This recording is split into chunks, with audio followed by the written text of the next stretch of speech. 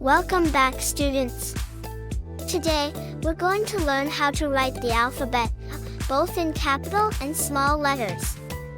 But before we begin, make sure you have your crayons, markers, or pencils ready, as we're going to have some hands-on fun.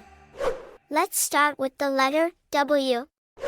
It looks like this in capital, a big W. And in small letter, it's a little w.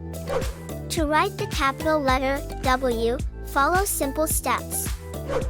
1. Start at the top, just below the line. Draw a diagonal line slanting from the top left to the bottom right. 2. Draw another diagonal line, slanting in the opposite direction, from the top right to the bottom left. 3. Connect the two diagonal lines at the bottom with a resembling a small V in reverse. 4. Lift the pencil. To write the small letter W. 1. Start at the top, just below the second line. 2. Draw two slanting lines downward and forming a V shape. 3. Continue and draw another V shape, and connecting to right.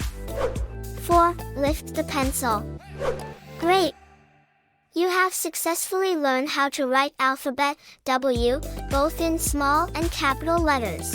Thank you for joining us today.